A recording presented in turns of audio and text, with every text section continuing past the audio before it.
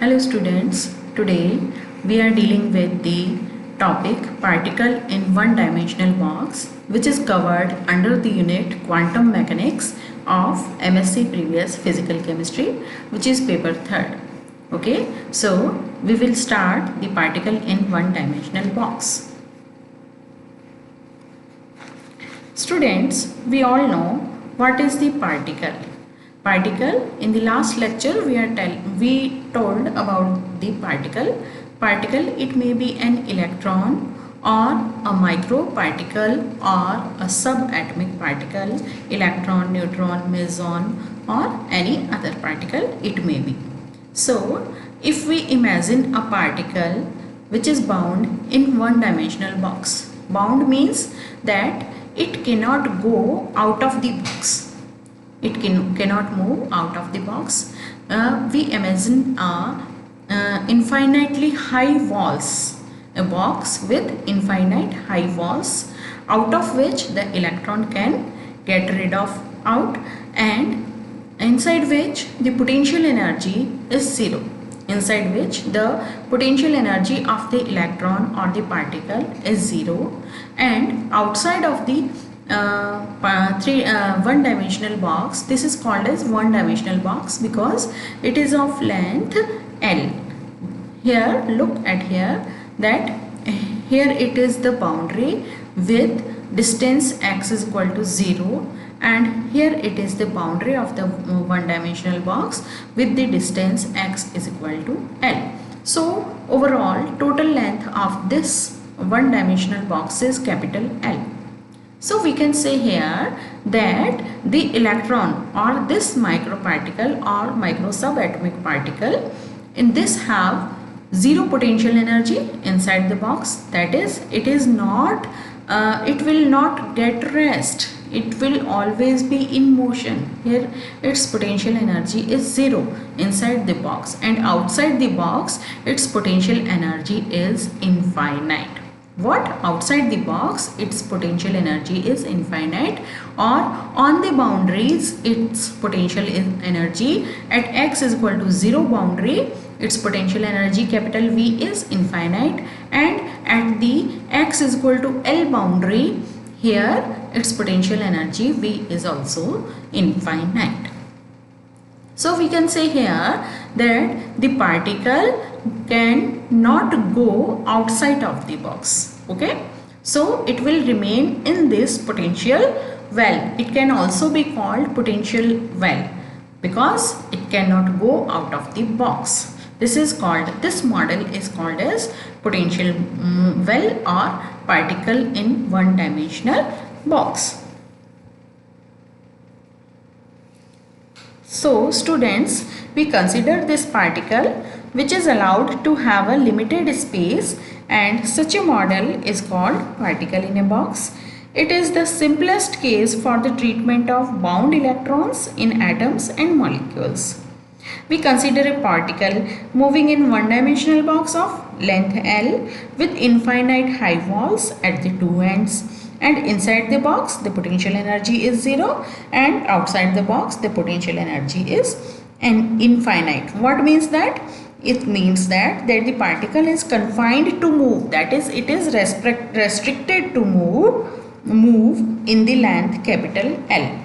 So Schrodinger equation, because the potential is discontinuous, because it suddenly rises, here the potential is 0, inside the box the potential is 0, and at the boundary the potential is infinite, at the boundaries potential is infinite. So the potential suddenly rises at x is equal to 0 and x is equal to L. So we can conveniently, or Schrodinger argued that we can conveniently write the two Schrodinger equation inside the box and outside the box separately.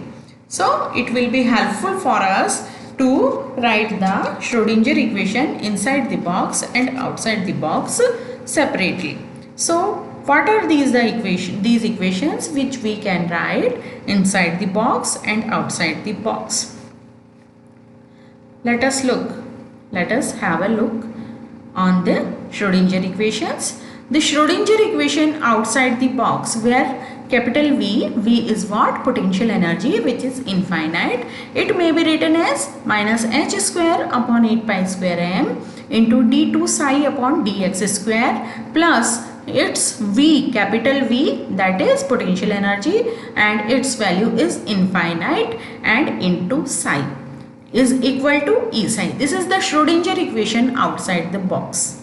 So we can easily imagine here that it is this Schrodinger equation outside the box has absurd meaning, because here potential energy is infinite. So ultimately psi will also become what?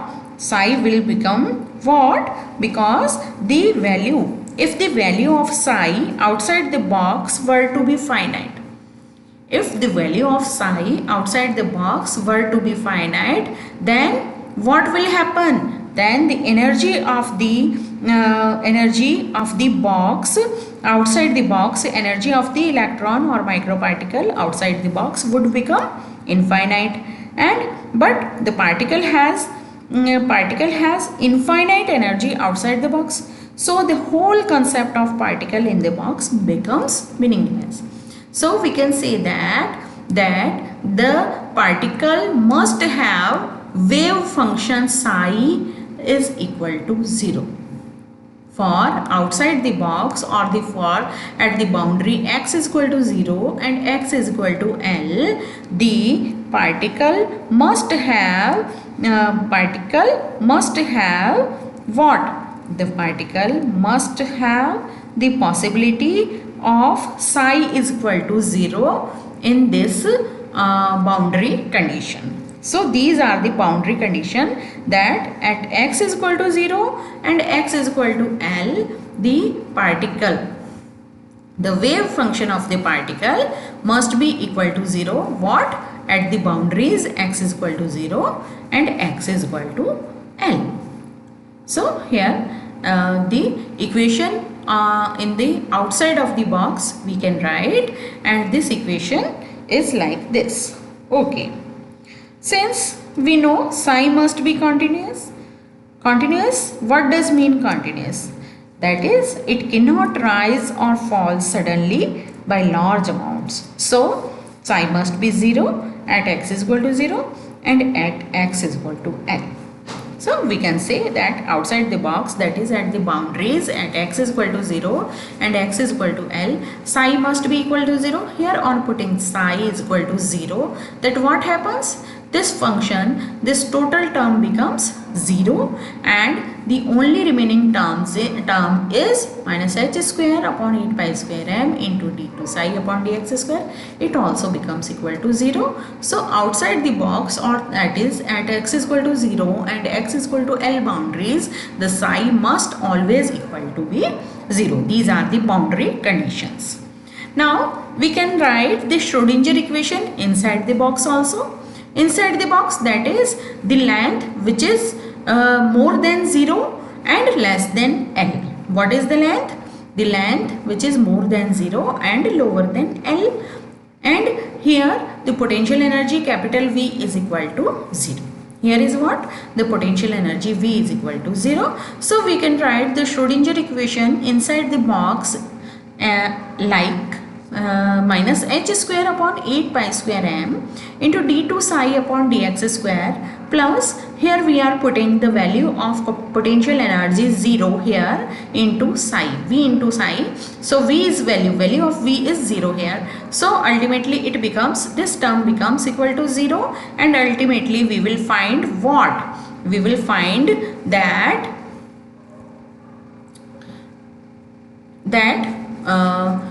minus h square upon 8 pi square m d2 psi upon dx square is equal to E psi. So equation 2 becomes like this. Now 2 can also be written as 2, we can write 2 as what? We will multiply this whole equation by minus 8 pi square m upon h square. If we multiply this whole equation by minus 8 pi square m upon h square, then what will happen? We will get what? here only d2 psi upon dx square, and here minus 8 pi square m upon h square will be multiplied on the right hand side of the equation. So we will see here that this is the Schrodinger equation inside the box. We can write this. Okay, d2 psi upon dx square is equal to minus 8 pi square m upon h square into e psi.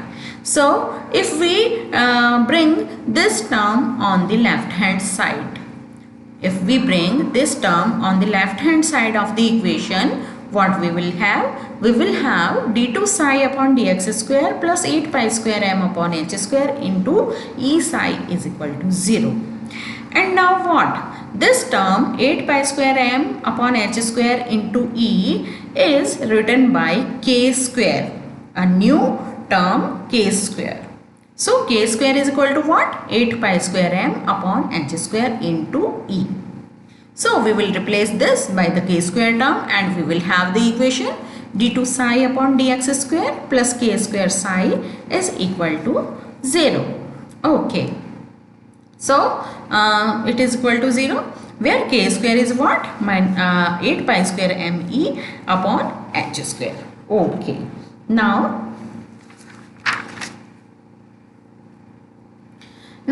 this was the Schrodinger equation inside the box, and that was the outside the box, the different wave equation. Now what is the wave function for particle in one dimensional box and the energy of the particle? First of all, we will study about the wave function of the particle. The wave function may be expressed in the terms of exponential iota kx or sine kx or cos kx. But the most acceptable general solution of the wave function for one dimensional box is obtained as psi, that is the wave function, is equal to a sine kx plus b cos kx, where a and b are the arbitrary constants. A and b are what? These are the arbitrary constants, and which are introduced during the steps of integration. When we done the integration of these type of equation, so during the steps of integration, these arbitrary constants a and b are introduced, or these are obtained. Okay. On applying now boundary condition on equation number 5. Now on this equation we will apply boundary condition. What is the boundary condition? The boundary condition was that at x is equal to 0 length, psi is also equal to 0. This is the first boundary condition. What? The first boundary condition is that at x is equal to 0 length, psi eigenfunction is equal to, or wave function is equal to 0. And the second boundary condition was that what? The second boundary condition was that x is equal to L. At x is equal to L, psi is also equal to 0. These are the two boundary conditions which we obtained, that psi must equal to be 0 at x is equal to 0 and x is equal to L. Why? Because we said that psi is a continuous. Its value may not be changed abruptly, that is suddenly rise may not be occurred, and so the boundary condition was that psi must be 0, psi must be equal to 0 at x is equal to 0 length and x is equal to L for the one dimensional box. Okay.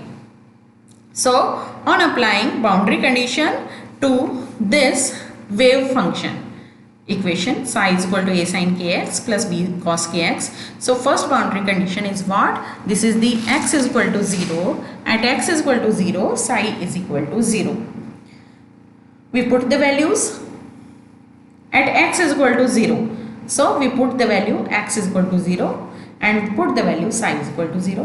What the equation 5 becomes? It will become like this. Psi ki value, the value of psi is equal to 0 here, and a sin k into 0. The value of x is equal to 0 here. So the value of sin k0 will be equal to sin 0, and sin 0's value is always equal to 0. So what will happen? Ultimately a multiplied by 0 will become totally 0.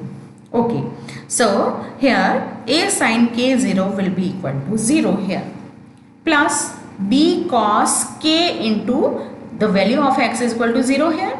So cos k into 0 will become what? Cos 0, and the value of cos 0 is always equal to 1. So we will put here the value of cos 0 is equal to 1. So we will find that b into 1, b multiplied by 1. The value of 1 is what? This is the value of cos k0 or cos 0, which is equal to 1. So ultimately we will find what?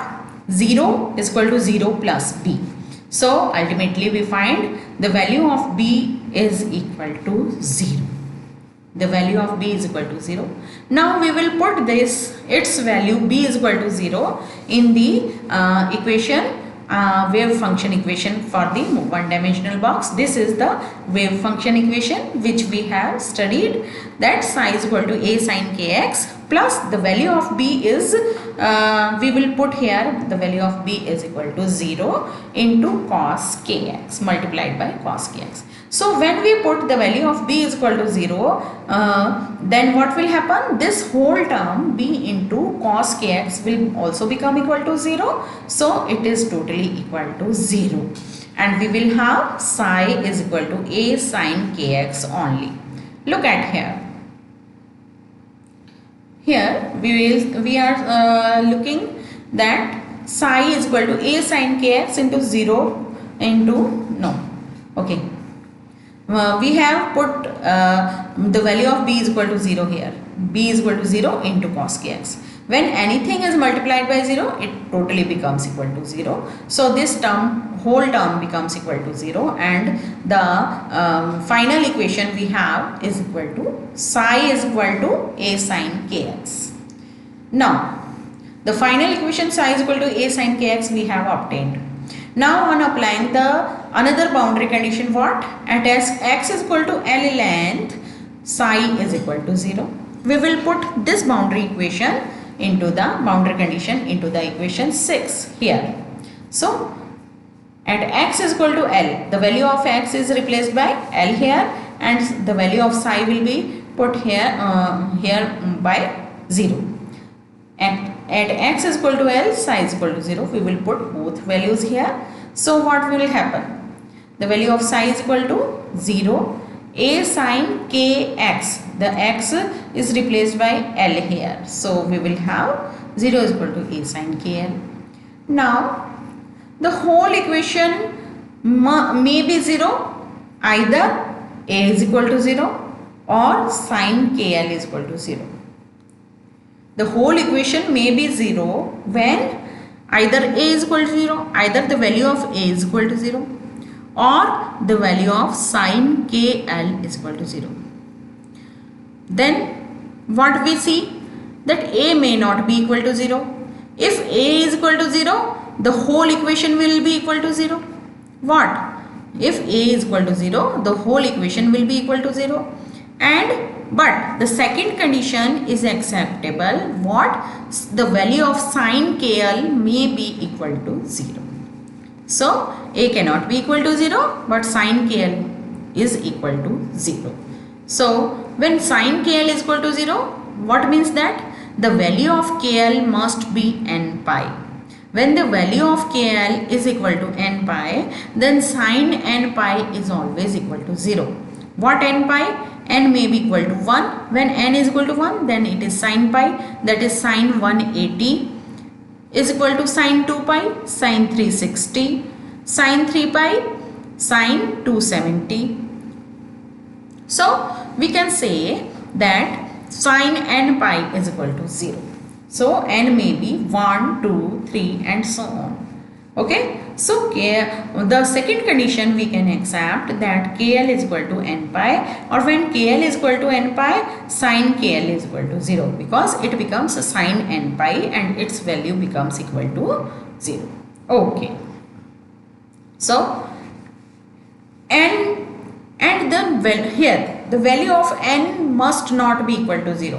What are the values of n? Which can be 1, 2, 3, 4, 5 and so on. So n must not be equal to 0. Here the condition n must not be equal to 0. Why? Because if n is equal to 0, then psi is equal to 0 also inside the box. When n is equal to 0, then psi will also be equal to 0 inside the box, and which will be give an absurd sense, an unmeaningful sense. Okay.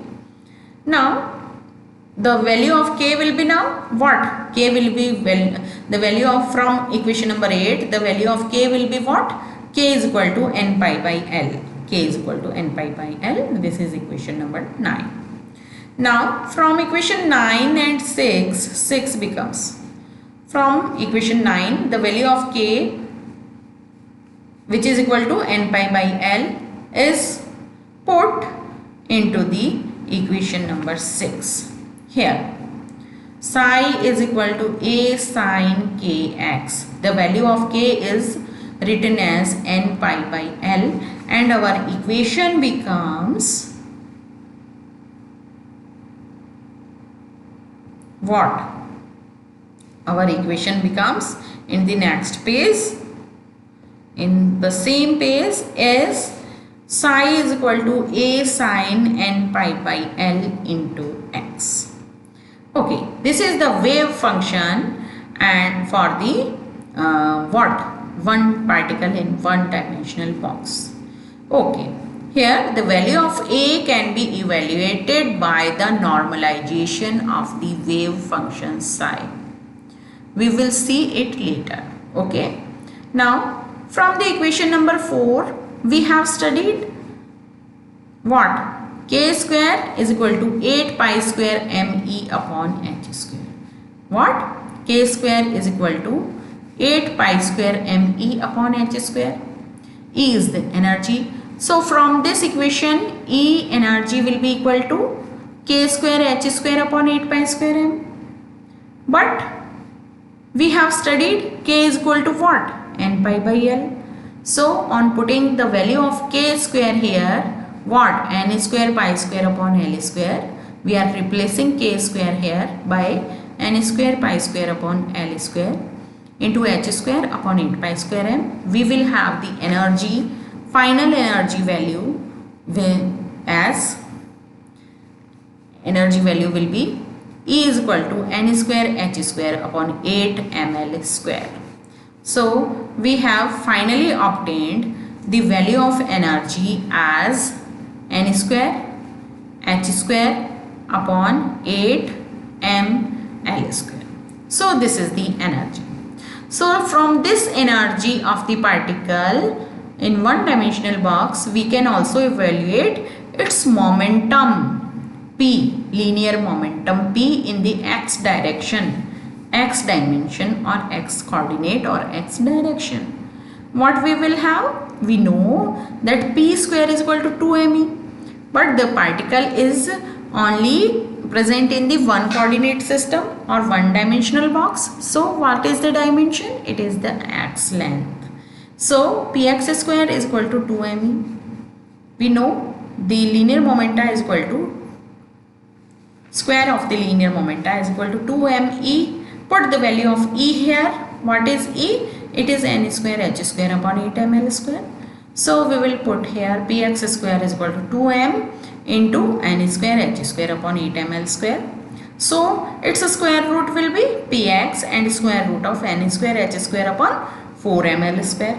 And square, when we take its square root, it will become plus minus nh upon 2l. So this is the linear momenta of the particle.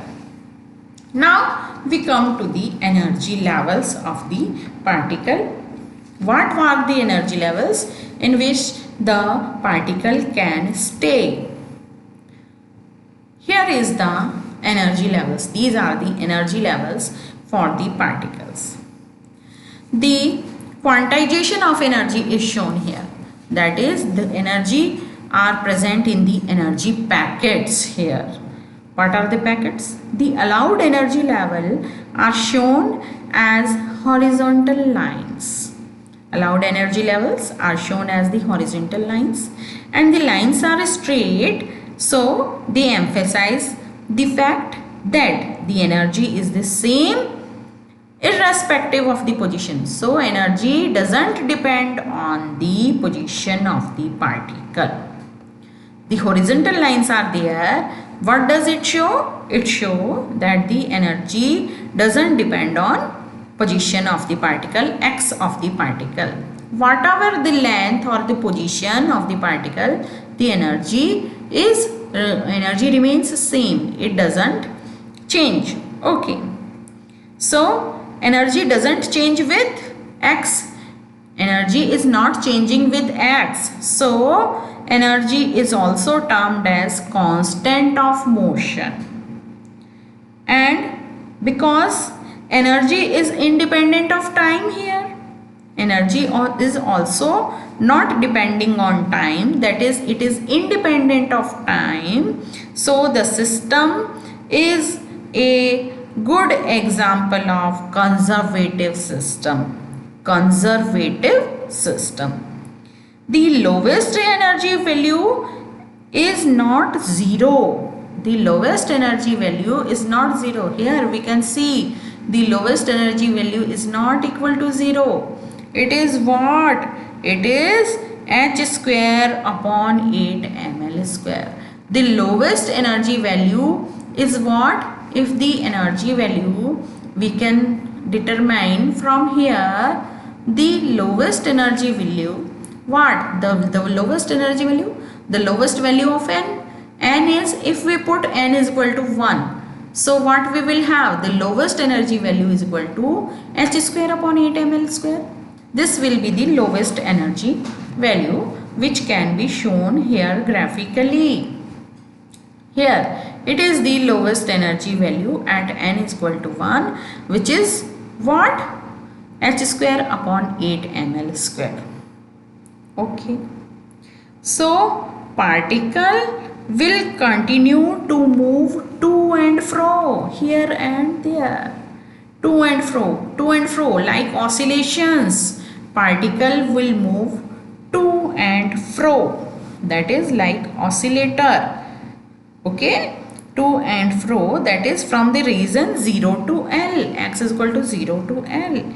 It will move even at the temperature of absolute 0. At the temperature of absolute 0, particle will always move on to and fro. It will always be in motion, always be in movement, and so for this reason it is called the 0 point energy, and this reason it is also called as 0 point energy. And what about the change in energy? When the particle jumps from absorbs some energy and jumps from lower energy level to some higher energy level, what will be the change in energy delta E? Change in energy delta E will be equal to energy of n plus 1th level minus energy of nth level will be what? Here n plus 1th level will be n plus 1 square, h square upon 8 ml square. The energy value will be this, and minus energy value of the nth level will be minus n square h square upon 8 ml square. So energy of n plus 1th level, n plus 1 square h square upon 8 ml square. H square upon 8 ml square, both sides these are common, so taken outside h square upon 8 ml square into n plus 1 square minus n square. So totally it will become what? N square plus 2n minus plus 1. N square plus 2n plus 1. Okay. Then what is? N square to n square cancel out. This is positive n square. This is negative n square. N square to n square cancels out, and we will have remaining term as 2n plus 1 with multiplication of h square upon 8 ml square. This is the multiplied by h square upon 8 ml square into 2n plus 1. This is the change in energy. So we can see here the change in energy is what? The change in energy is proportional to 1 upon L square. That is what? the smaller the box, smaller the L, smaller the value of L, the greater are the energy spacings. The lowest the value of L, that is the smaller the box, the greatest energy spacing will be there, delta E will be there. Lowest the value of L, greatest the value of delta E. Okay, energy spacing will be highest. Okay, and the quantization will be more pronounced. That is, these gaps in the values will be higher. Looking here, smaller energy gaps, smaller values, highest energy gap, highest values. Okay, delta E is also proportional to 1 by m. Delta E is also proportional to 1 by m, which means that in macroscopic bodies, what? Delta E is also equal to inversely proportional to m, that is 1 by m. Delta E is also inversely proportional to 1 by m. Okay, delta E is always also inversely proportional to 1 by m, or inversely proportional to m or 1 by m. So the macroscopic bodies or the large bodies, for the larger m, the energy spacing will be low, change in energy will be low. The level, what will happen? The energy levels will be closely spaced for the larger m. So here we have studied about the wave function, energy and the energy levels for the one-dimensional box, and Schrodinger wave equation, wave function, energy levels and energy spacing for the one-dimensional box. The next topic is normalization of the wave function and orthogonality of wave function will be discussed in next lecture. Till then, thank you.